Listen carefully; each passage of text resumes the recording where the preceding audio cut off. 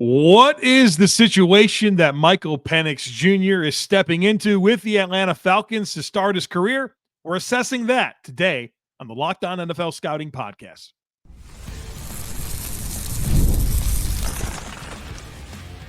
You are Locked On NFL Scouting with the Draft Dudes, your daily podcast for NFL and college football scouting. Part of the Locked On Podcast Network, your team every day.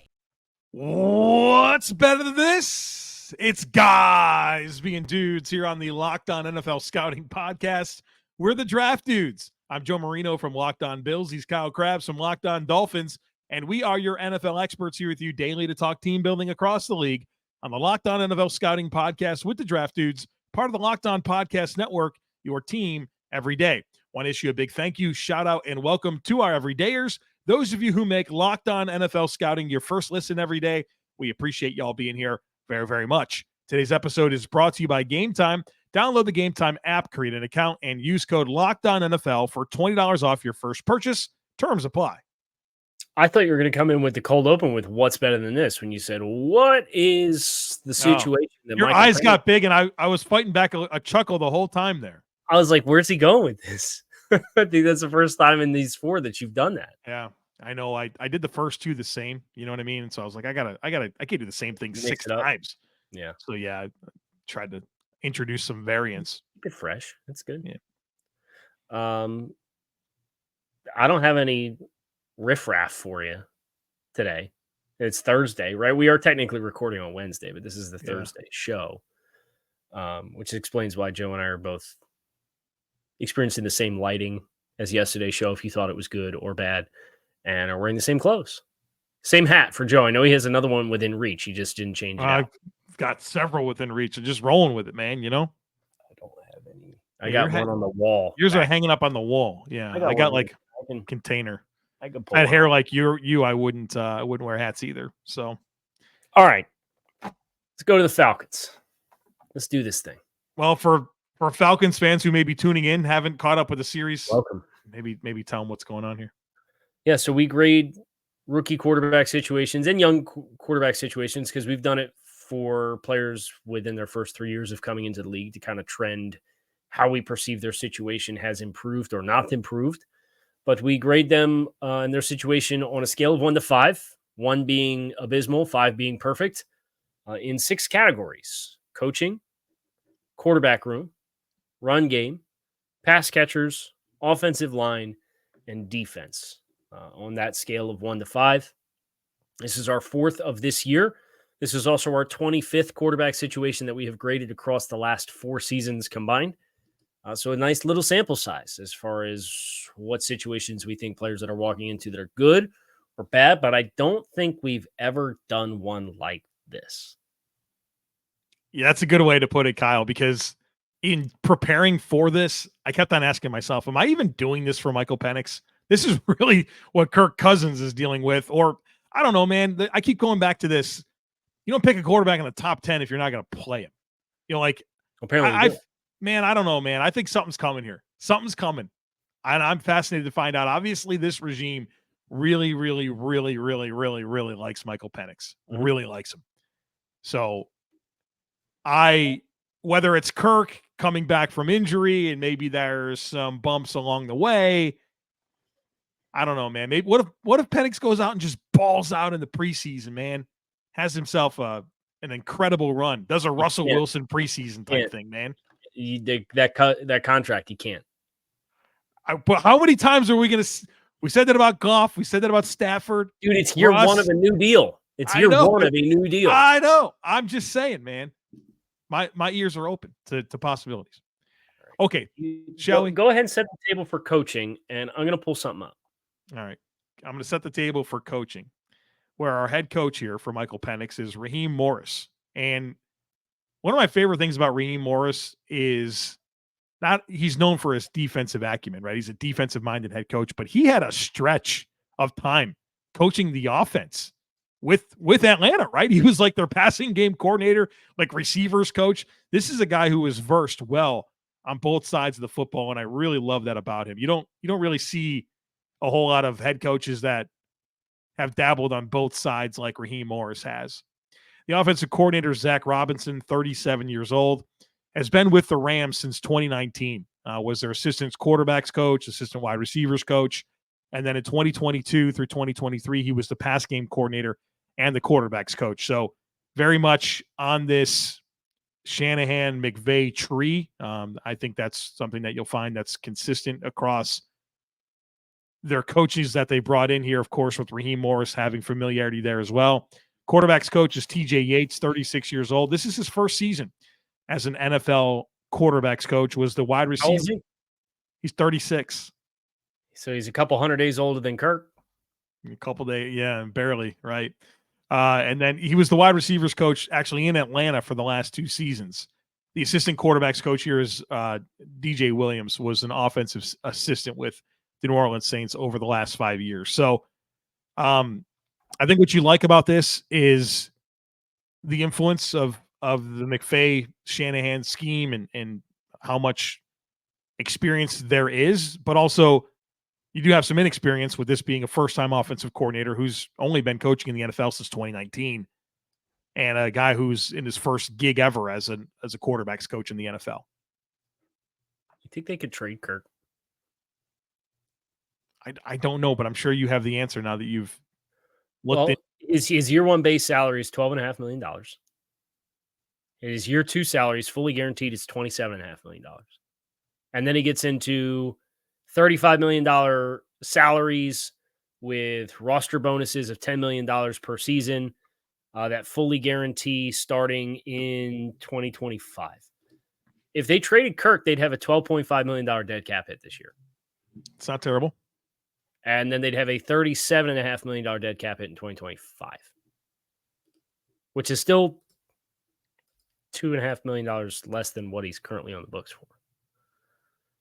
Now, he has a full no trade clause. It's worth acknowledging that. But it's like, I don't know, like, did Kirk really get his ruffles feathered? If Michael Penix comes out here and blows the doors off of things and a team has a quarterback that goes down with an injury, could you Sam Bradford him? It's not as impossible as a 4-year, $180 million contract might suggest. Now, I think in all likelihood, Kirk's here, and then maybe they get Michael in-house for a season and go from there.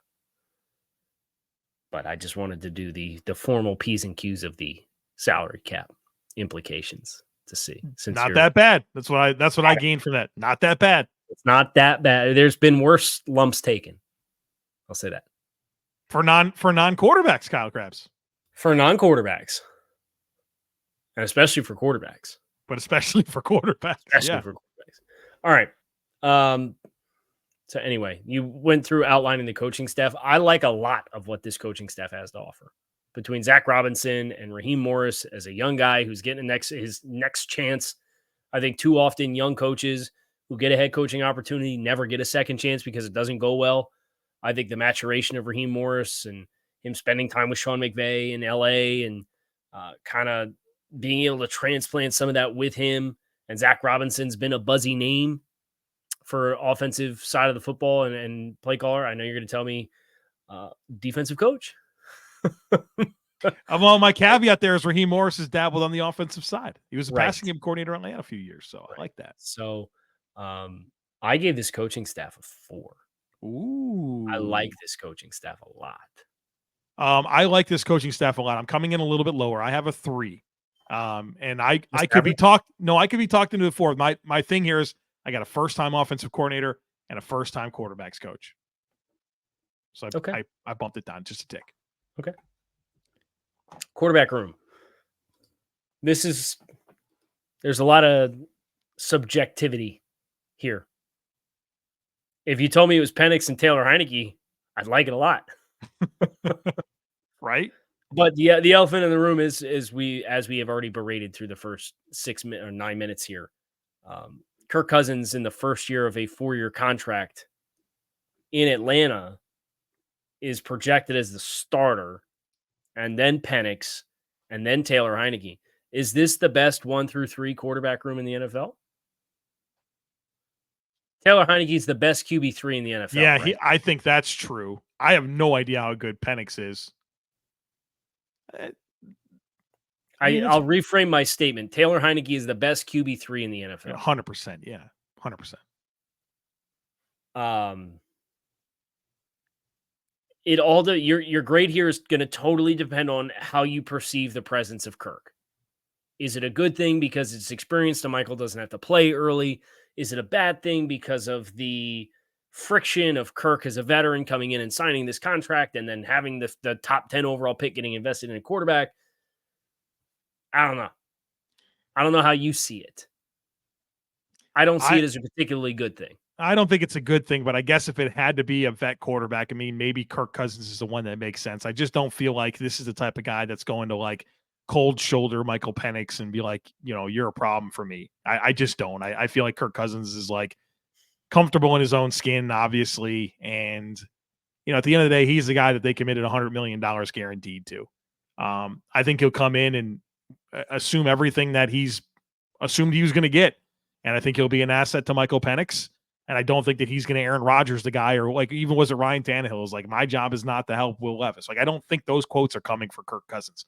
I think he can be reasonable here, even if he doesn't like in his core, really, he's probably not happy about it. Well, I go 3.5. But I gave it a 3. Part of the motivating factor for Kirk leaving Minnesota was they wouldn't guarantee they weren't going to draft a quarterback. And then he goes to Atlanta and they draft a quarterback at 8. I gave it a 3 because I think the experience can be good. I think the potential friction and politics of that room could not be good. I would love it if it was Taylor Heineke for the same reasons that I was very glowing of the grade I gave New England's quarterback room last year or yesterday with Jacoby Brissett. Yeah. So I just think there's some added dynamics here. You gave it a what? 3. Okay. So we're both on a 3 there. I just didn't quite know how to weigh it out. So I split the middle, went right down the road. 3.5 is what I gave it. I'm sorry. 3.5.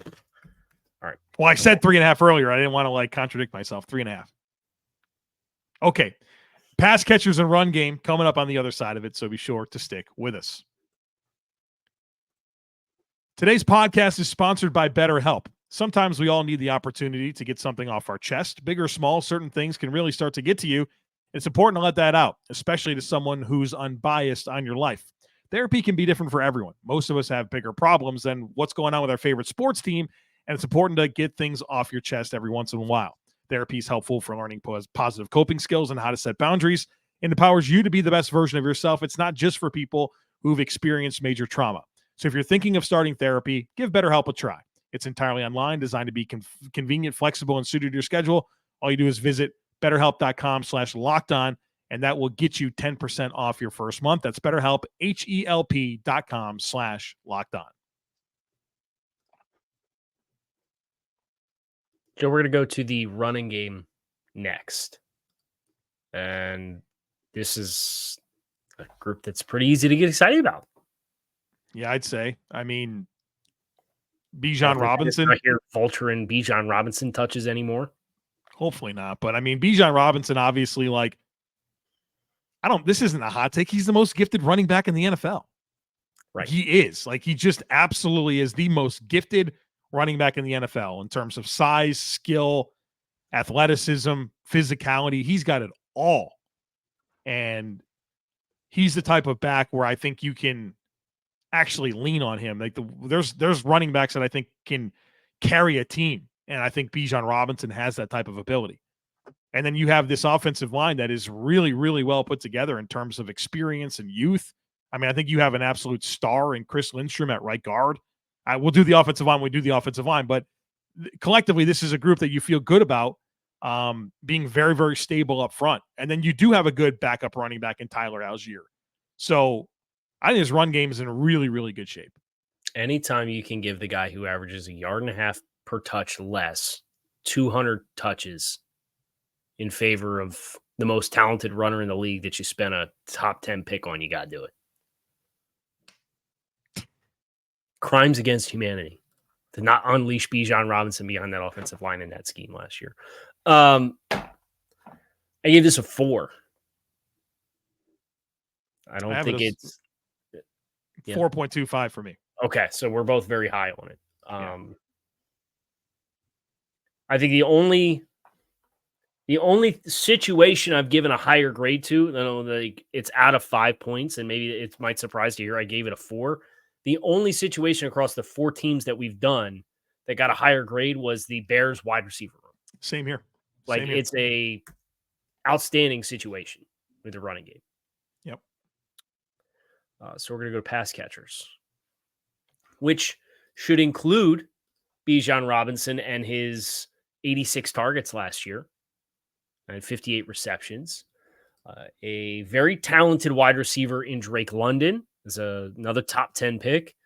A top 5 pick in Kyle Pitts, who maybe fully removed a year from the recovery from the injury, is poised to get back to his form as a rookie when he was, the 3rd or 4th tight end in NFL history to post a 1,000-yard season and made it to the Pro Bowl. They bring in Darnell Mooney, who I think is a great ad. Outside of that, I maybe would have really liked Rome Odunze. Yeah, I had that line in my holster as well. I'm like, man, well, damn, Rome Odunze would really help this wide receiver core. London, Odunze, and Mooney would be a heck of a trio. Yeah, with Bijan and Kyle Pitts, and that offensive line. But I digress. Kirk, we wouldn't be having this conversation about the Falcons if they did pick Rome Odunze. Right. So, maybe Kyle. Maybe we would. No, we wouldn't. Maybe. Come on. We'd be having a conversation about the Raiders. Maybe you trade 34 in your 2025 first round pick. No. To go up to where?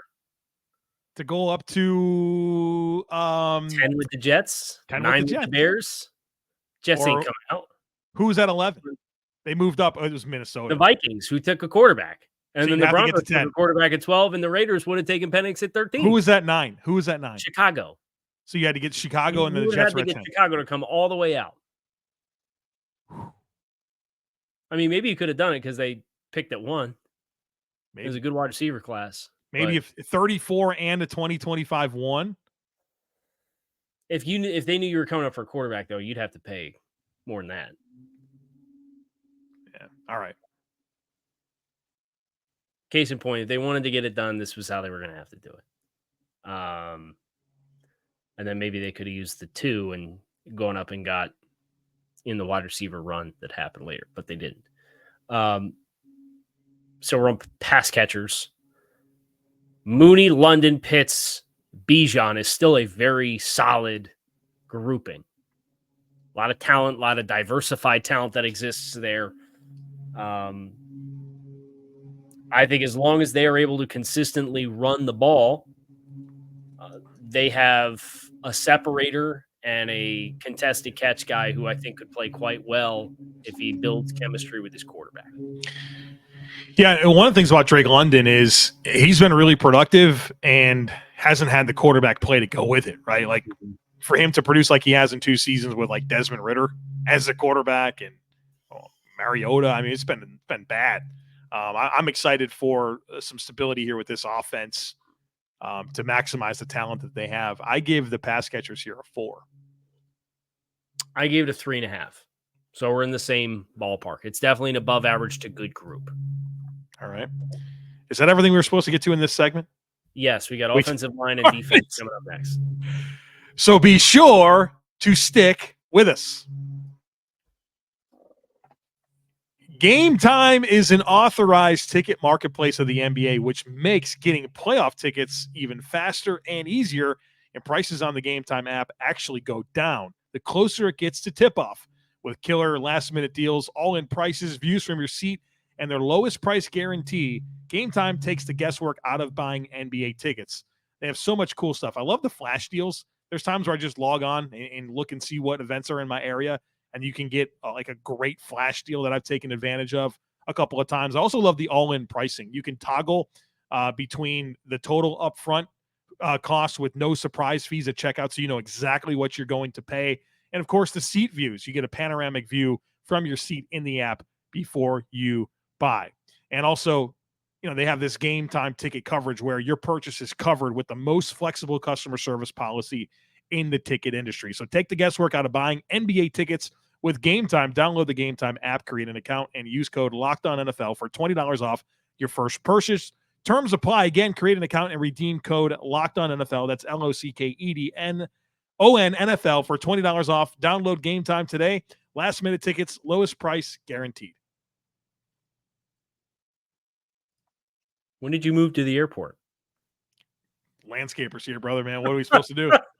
Nothing I can do about it.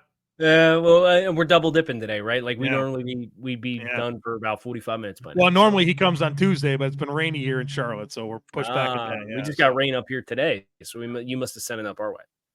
Yeah, that's fine. I won't hold it against you. We got the offensive lineup next for the Falcons.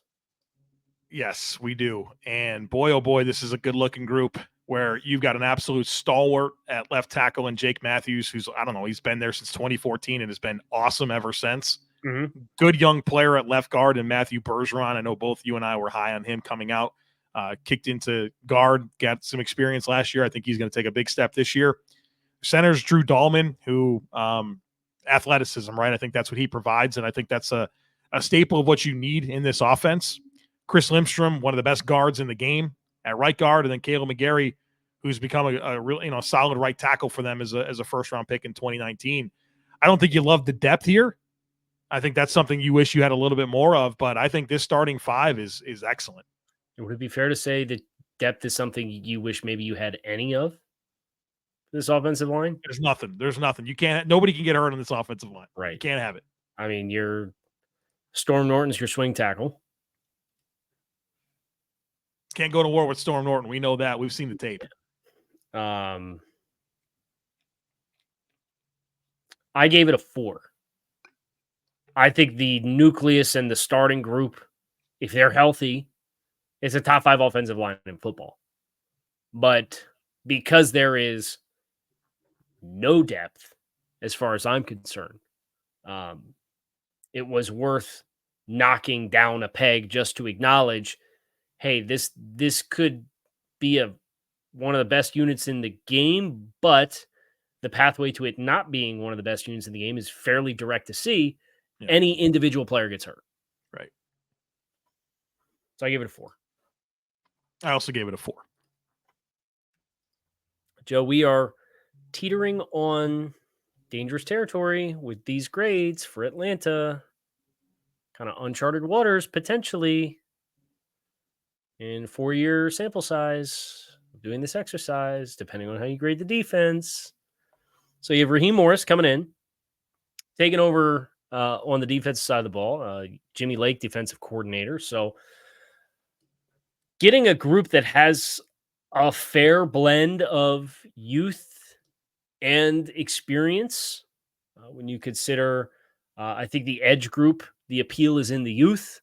The interior, they have obviously invested quite a bit in rookies, but the staple of Grady Jarrett and David Onyemata is 2 long-in-the-tooth veteran players that are going to be the anchors of that group.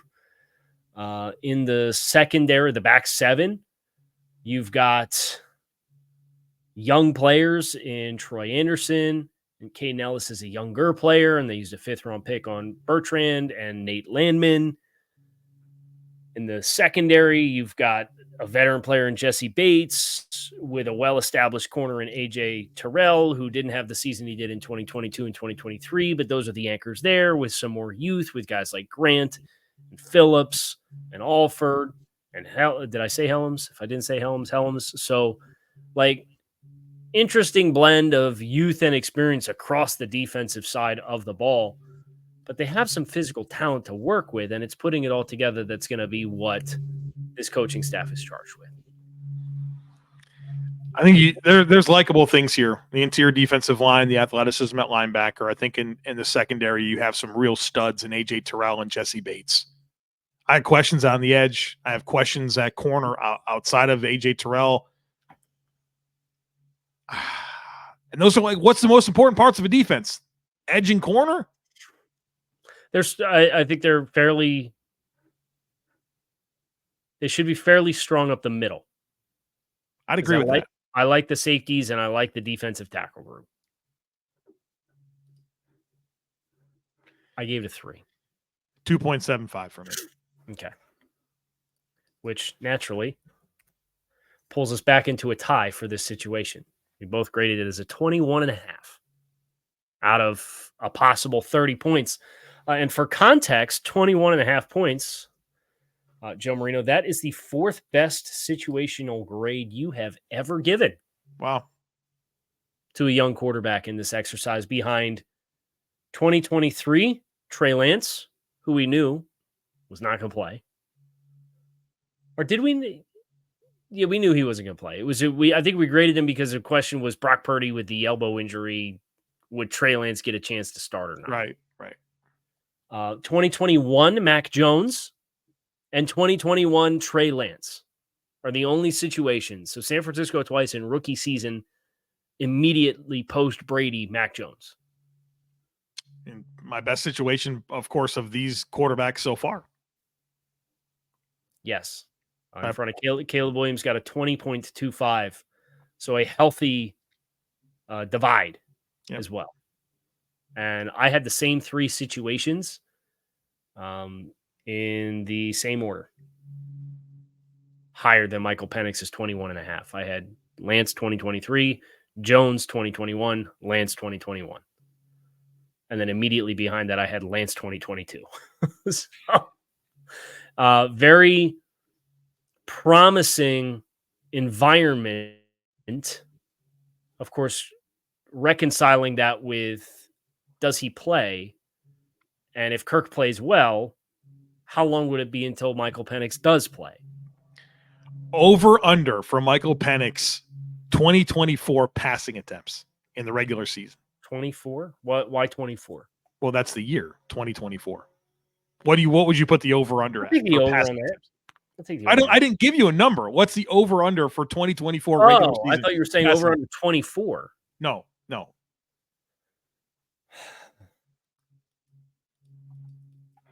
Say one game's worth.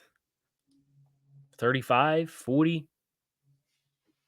And now that you think that's scattered across like mop up duty or I'm sure if they're either all the way in it or all the way out of it, they'll look for opportunities to get some functional reps for him. Dude, this team winds up being like 3-6 at some point.